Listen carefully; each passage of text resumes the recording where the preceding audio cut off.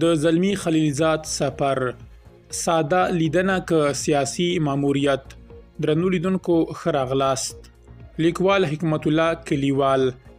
زلمی خلیلزاد پخوانی امریکایي استازی تازه کابل ته سفر کړی چې دا د امریکا له لوري تر ټولو د لوړې کچې سفر دی او له هغه راهیسې چې اسلامي امارت واک ترلاسه کړی، که څه هم دا سفر د یو امریکایي وګړي د خلاصون لپاره بلل شوی، خو رښتیا دا دی چې دا سفر له ډیرو سیاسي پیغامونو ډک و.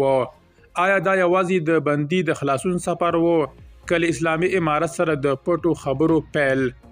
امریکا ولې اوس له اسلامي امارت سره مخامخ خبرو ته لیوالتیا پیدا کړې؟ آیا دا سفر د رسمیت پیژندلو لپاره یوه مقدمه ده؟ دا سفر ښیي چې امریکا غواړي له اسلامي امارت سره له لرې خبرو حالت څخه مخامخ تعامل ته لاړه شي. خلیلزاد چې پخوا له اسلامي امارت سره د سولې تړون لاسلیک کړی و، اوس یو ځل بیا له یو مهم پیغام سره راڅرګند شوی. دا یون کولی شي د افغانستان لپاره نوې سیاسي دروازې پرانیزي، خو همداراز دا هم ښیي چې اسلامي امارت نور یوازې نه دی پرېښودل شوی او نړیوال فشارونه ډیر شوي. د اسلامي امارت د احصایې او معلوماتو ادارې چارواکي وایي تیر لمریز کال یې 2,640,000 کسانو ته برېښنایي پیژندپاڼې ویشلې دي.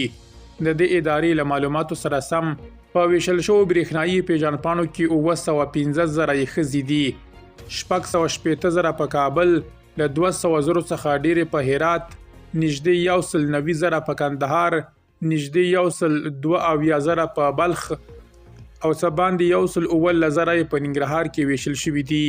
د دوی په وینا د برېښنایي پیژندپاڼو د ویش له پیله تر اوسه په ټول هیواد کې 15,468,000 برېښنایي پیژندپاڼې ویشل شوي دي. درنو لیدونکو له مالتیا مو مننه.